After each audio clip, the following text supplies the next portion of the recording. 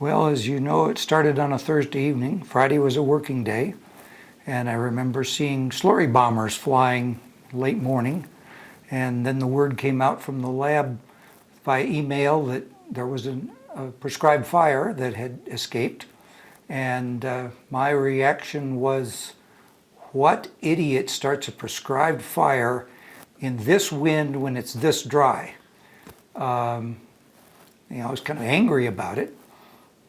Late in the afternoon, before we went home, we got another email from the lab that's, I don't remember the exact verbiage, but basically, it's all okay.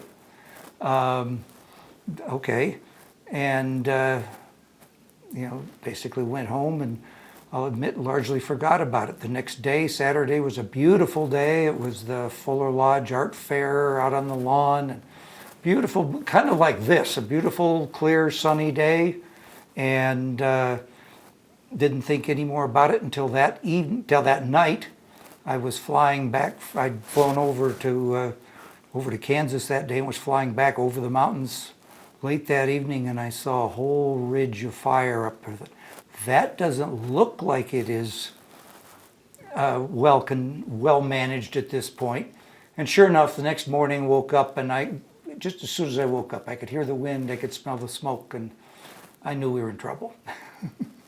When it started, it was a Sunday afternoon, and we were at my parents' house, who live on North Mesa, looking towards the ski hill, and we could see the fire, and we could see the planes and helicopters dropping all the red, like skeet, and we were on their deck, kind of doing an early Mother's Day gathering with my mom and dad and Sharon Stover and Steve Garens and their kids. So we had 4 kids with us. So that was, at that point, we still thought it was going to be a small fire and they would get it out, and we were okay. Now you fast forward about 3 days. It's Wednesday the 10th, I believe, and my husband's at work. He worked at the bank. The lab was closed, and schools were closed, but the bank was open. He actually had business in Santa Fe that day, and so I'm home with the kids, and they're playing soccer in the cul-de-sac, and smoke is starting to come down.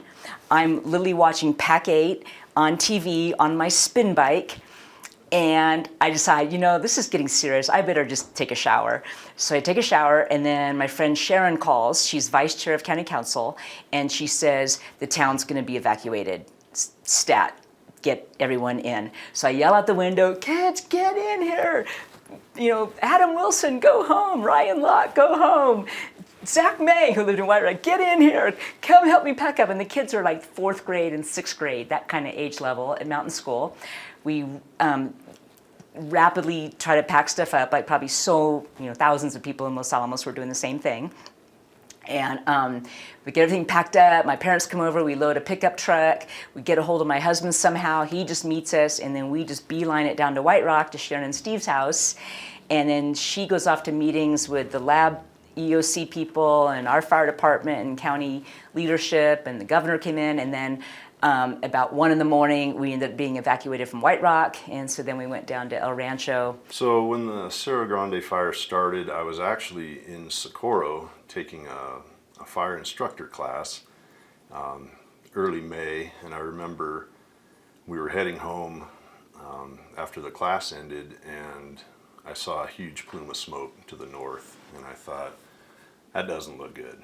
And I didn't know where it was, but as we were getting closer to Los Alamos, where I lived at the time,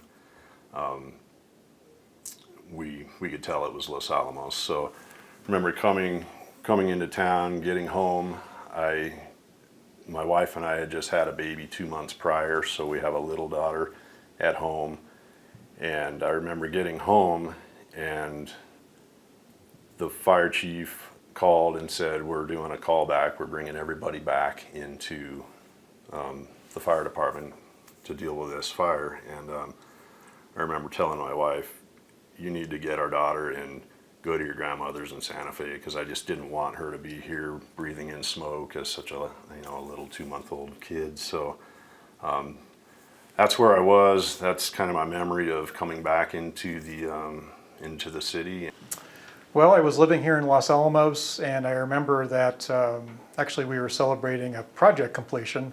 We were having a drink at the Los Alamos Inn, and we were watching the fire. At that time, it hadn't it had gone out of control. It was no longer a controlled burn, but it was a few days before it really went out of control. So I remember that. Yes, I used to work with a lot of people in the laboratory, so doing environmental work. So we were all pretty concerned about what was happening with the plume. I remember that I guess when it first started, the plume actually was going directly over, I think, the front of my house. I was working in the backyard and wondering why it was getting so dark. And I went out in front, and I was, oh, there's a big plume of smoke, and that's heading right for town. So my most vivid memory is sitting at work on May 5th.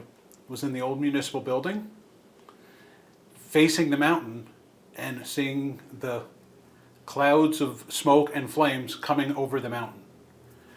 And so this is sometime in the morning, and I realized it wouldn't be too long before we were going to be evacuated, and it wasn't too long after that. So it was very dramatic and scary. We live in White Rock, and White Rock evacuated in the middle of the night. I had already gone to bed. Mom had already gone to bed. Peter was watching TV. He said, "They just announced that White Rock was evacuating. Wake up." And we had people from the Hill living with us who had evacuated from uptown down to White Rock. And so we knocked on their door, and they had children and dogs and cats. And I'm sorry, Veronica, but you guys have to leave. We're going. And so my mom lives in a little house behind ours. So I went up to her house and woke her up and said, "Mom, you have about 15 minutes to gather up a little suitcase because we're evacuating. And if you want your wedding album pictures or something, grab that one too." And she said, "But I don't drive at night." And I said, "Well, we'll sandwich you, Mom. Peter will drive first, and you'll be in the middle and follow his lights, and then I will be behind you so that you won't get lost. We're going to Santa Fe and to the Campbell's house because they called us in the middle of the night and said, 'Come to our house.'" And my response was, "Oh, but Annie, we have my mother and a Newfoundland dog that weighs 160 pounds. You sure you want us all?" And that was the plan. So we crawled out of White Rock, I swear you could have walked to Santa Fe in as much time as it took for us to get out of town and into Santa Fe. So we evacuated in the middle of the night. By the time we got to Santa Fe, the sun was rising. But we made it, and Mom was on practically no gas left in her car. So the next morning we went and found a gas station, and I filled it up. And the man comes out of the gas station and he said, Are you here from the fire?" And I said, "Yes." And he said, "Oh, there's no charge." And the gas station in Santa Fe guy just filled up her car, and that's how kind and nice the people were. So we lived out on North Mesa, and we just had 2 kids at that time, and the baby Max had bad asthma, and so we had to evacuate out of here a few days before the official evacuation happened, and we ended up going eventually after a few days of thinking that we'd be able to get back in. We ended up flying to Spokane and stayed with my parents for most of it, and it was good just to get the baby out of here because there was a lot of smoke. Well, actually, I wasn't here to evacuate. I was scheduled to testify in Washington on the afternoon of the 11th, which was Thursday afternoon, to the House Interior Committee on behalf of the county on the federal acquisition of the Via Grande. And so I left town on Wednesday morning, the 10th, went to Albuquerque, did a couple errands there, and then went to the airport. Knew at the Albuquerque airport in the middle of the day that we were evacuating. Went through St. Louis airport and saw all the pictures on the monitors of homes burning and just knew where it was and what was going on. And same thing going through National Airport. Then the next morning, Jeanette Wallace was traveling at the same time, and she was representing the state for the same purpose. And we spent the next morning in Senator Domenici's office, which was nerve central in Washington at that point for trying to deal with issues out here. The first words we got were really concerning. Things got a little better as the day went on. The hearing that afternoon was something of an anticlimax in the whole trip. I did get to tell the committee that my testimony had been written in a smoke-filled room. So I wasn't actually here for the evacuation itself, or that I came back late the night afterwards. Flying over Kansas, I could smell wood smoke in the airplane, and I knew darn well where it was coming from. People don't realize that the evacuation was 2 stages. They only evacuated the town site at first. They thought they wouldn't need to evacuate White Rock. So when I was evacuated from work, I just went home to White Rock. We had friends living up here who came down to stay with us, like a lot of people in town. A bunch of people came to stay in White Rock. And it was like 1 o'clock in the morning when we got the phone calls to evacuate. And then it was like, middle of the night and like really a panic. We didn't have anything packed. We just grabbed stuff really quick, got the kids in the car, little kids, and then just the one road, just one lane leaving White Rock. And, just sort of this fear of, is my family going to be, can I get my family to be safe?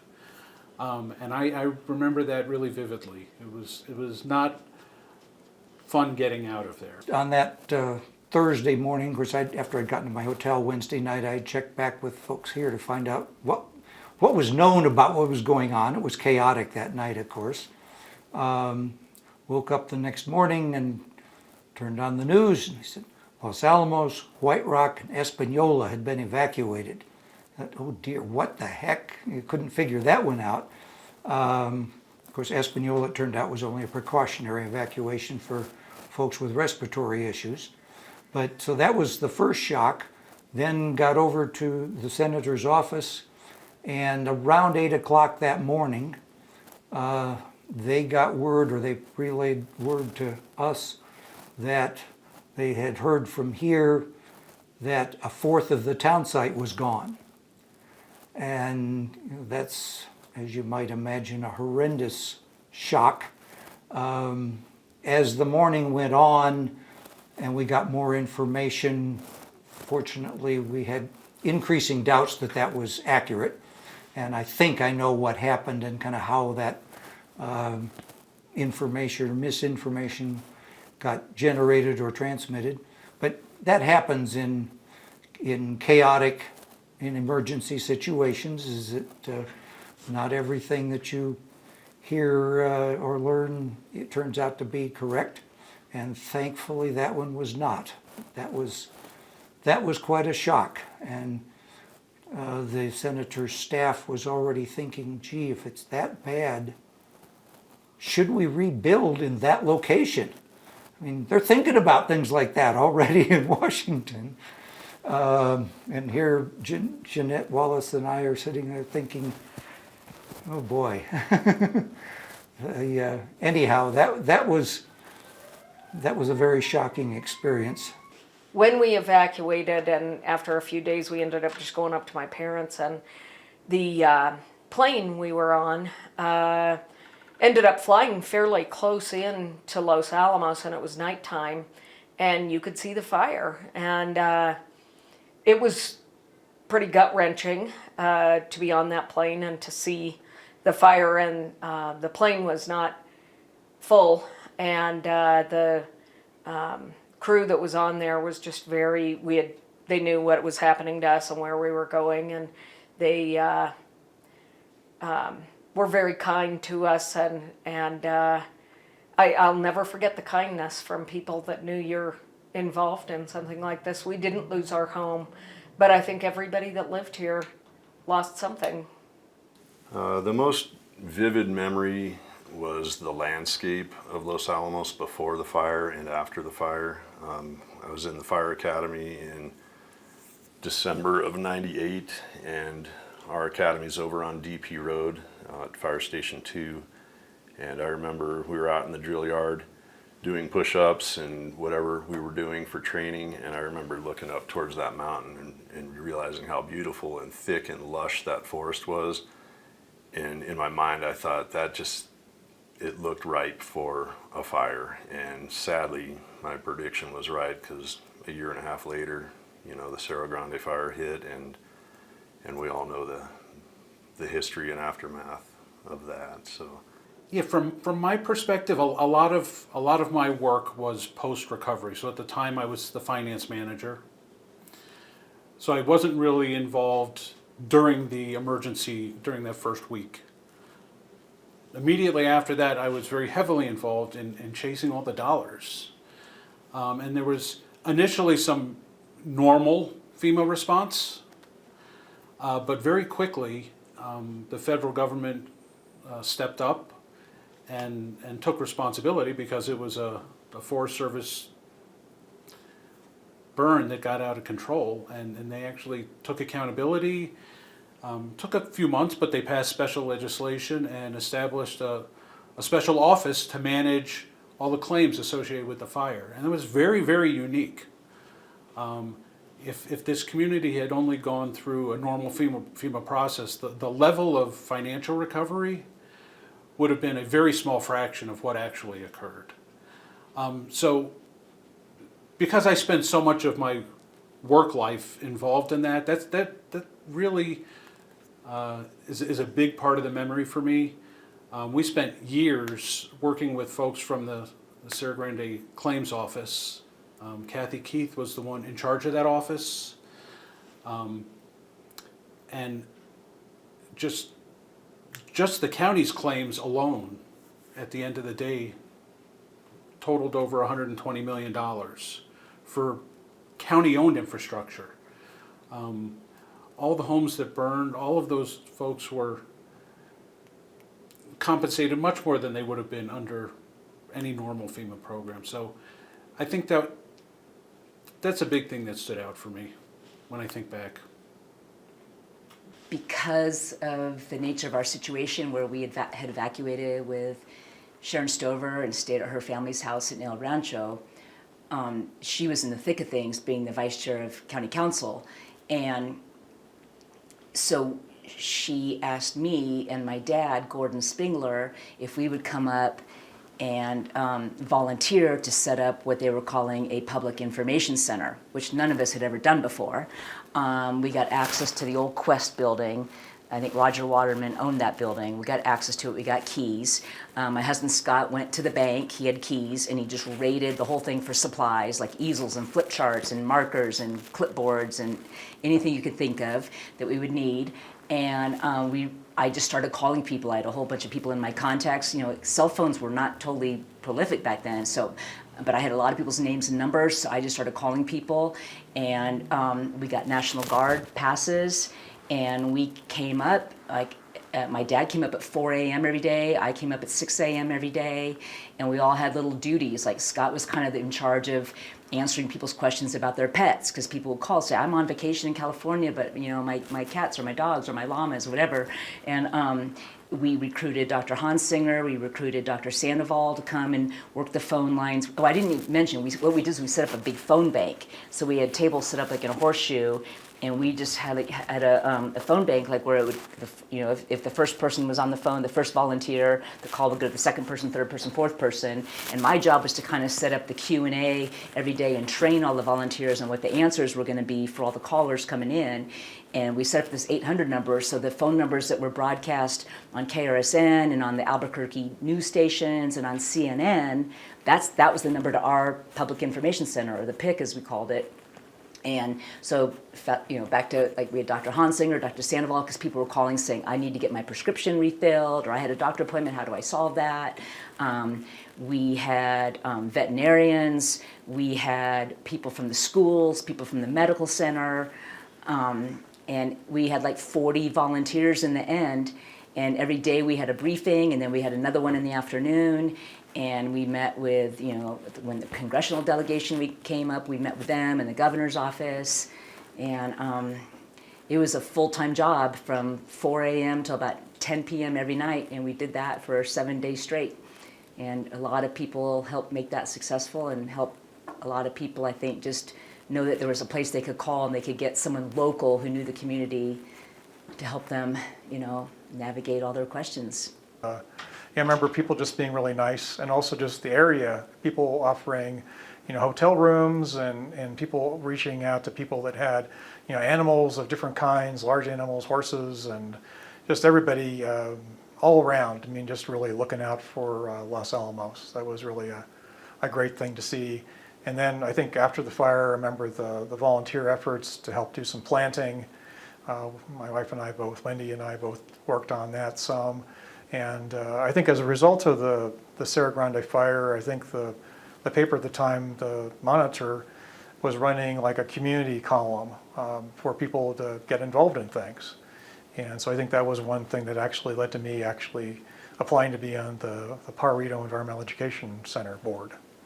We didn't have a whole lot of time to evacuate, and I remember trying to gather up the animals and what were the most important things I wanted, and there just wasn't a whole lot of information about what to gather, what to do, so it was very chaotic. So I'd say that experience made me much more prepared, and I think it also had a big impact on my kids. Coming back into town was a very difficult thing.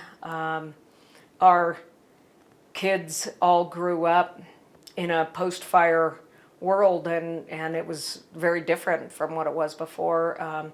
They grew up, we've been chatting about this recently, making seed balls at school and at Boy Scouts and at birthday parties and planting trees. And now you hike up there in certain areas, or almost like a Christmas tree farm, and there's a bunch of trees exactly the same height, and you can just kind of wander through them. So it has come back, but I think people that live through something like that will always have PTSD years later, years after the fact.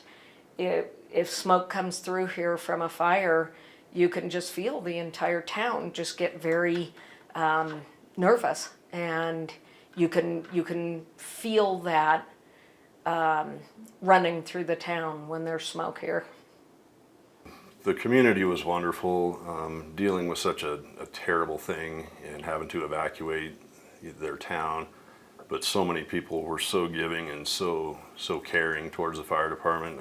I remember just at Fire Station 6 over here by the airport, they set up a collection area with tables and bins, and people were just bringing so many things: water, food, clothing, socks, everything you could imagine.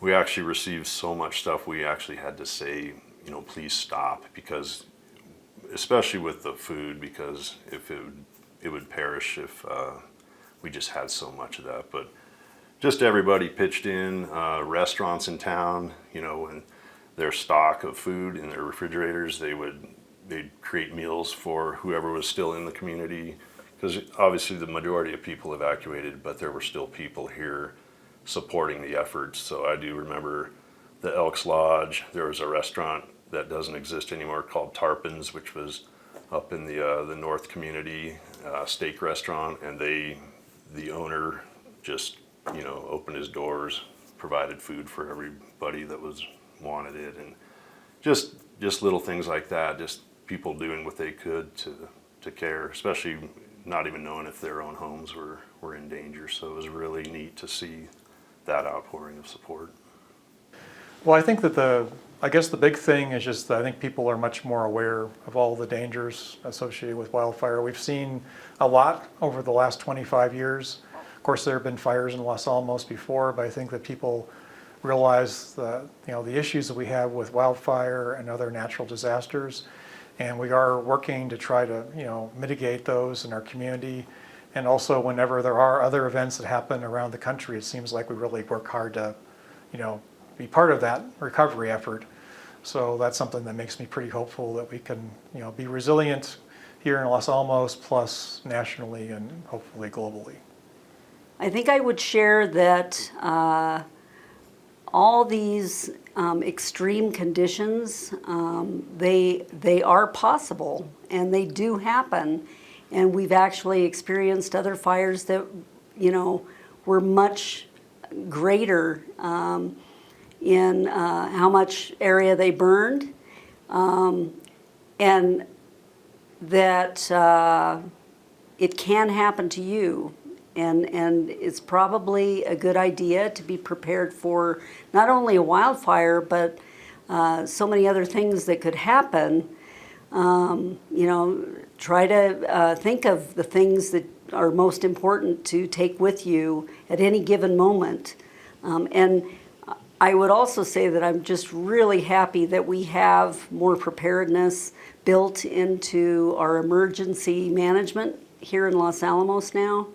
So, we have the Ready, Set, Go, which I think is so much better. We did that a couple of years ago.